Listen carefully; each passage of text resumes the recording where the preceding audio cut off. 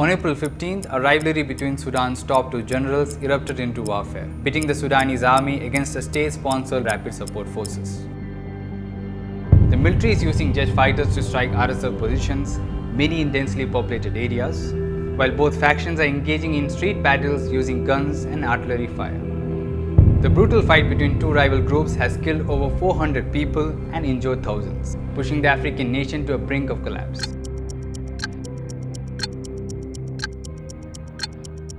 A dozen countries have been evacuating their citizens from the capital Khartoum as fighting between two rival armed groups continues. The humanitarian situation is deteriorating, with millions of civilians bearing the brunt of a deadly power struggle. Tens and thousands of Sudanese have fled their homes, while millions are trapped with diminishing supplies of food and water. To make matters worse, the cost of necessities have increased dramatically. لحد لحظة الحياة غير مساعدة يعني وما في أمن بالنسبة للمواطن. الخدمات بصورة عامة كده على مستوى الوضع العام تردي جدا جدا. يعني في انعدام بالنسبة للحياة المعيشية من خبز وماء وجازولين وبنزين. الوضع يعني كل يوم يعني أسوأ. حتى المواطن السوداني أو الساكن في الخرطوم الناس كلها يحاولوا يخرجوا لأهلهم في ظل الأوضاع المعيشية المتردية. The clashes have also triggered an exodus of civilians to neighboring nations like Chad, Egypt, and South Sudan.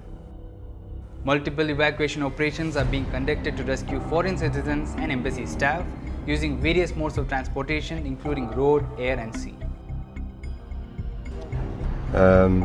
The two forces were shooting one another, and it became very unsafe, and there was no more food, electricity, so it became very, very bad, and we had to flee.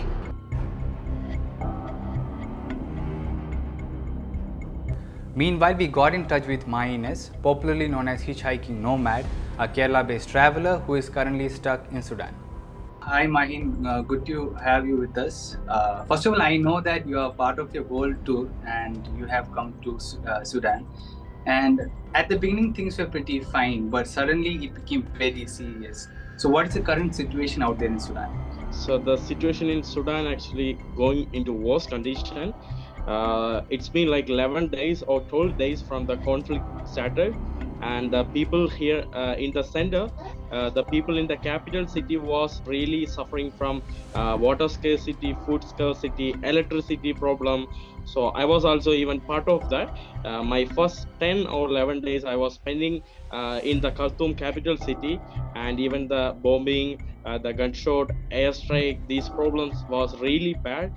The situation was extremely bad there, but right now I had to escape to another place which is like 190 kilometers away from the capital city, and the situation here it's still somewhat fine, but the way I was traveling, that way also was also not really fine. All the villages were destroyed because of the war conflict.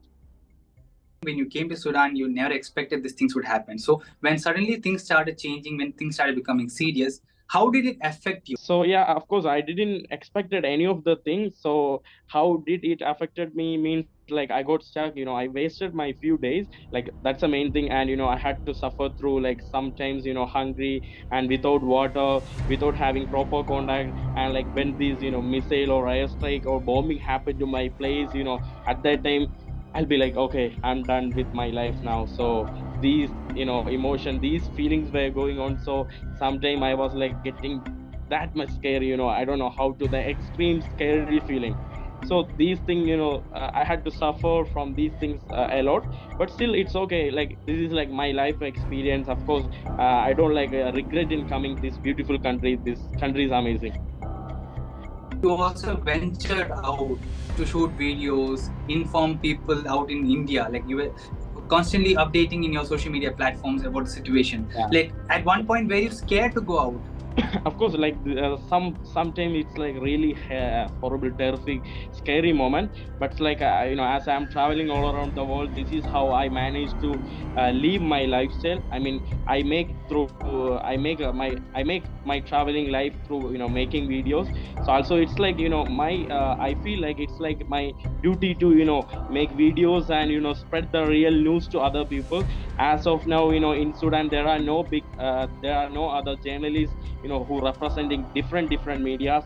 So the current media is even international, Indian, so all the medias are actually getting help from me and other people who are here. So like it's like my responsibility, or like I feel like it's my duty also. It's like my one of the interest to make these videos and document these things.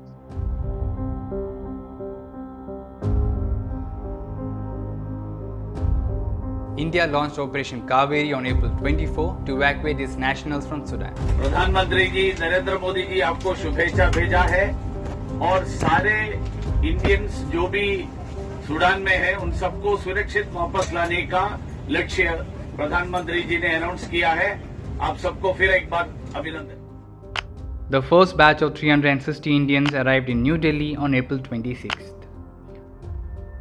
The people were brought home from the Saudi Arabian city of Jeddah, where India has set up a transit camp for the evacuees. Under Operation Kaveri, India has been rescuing its citizens in buses from conflict zones in Khartoum and other troubled areas to Port Sudan, from where they are being taken to Jeddah in Indian Air Force's transport aircraft and Indian Navy ships.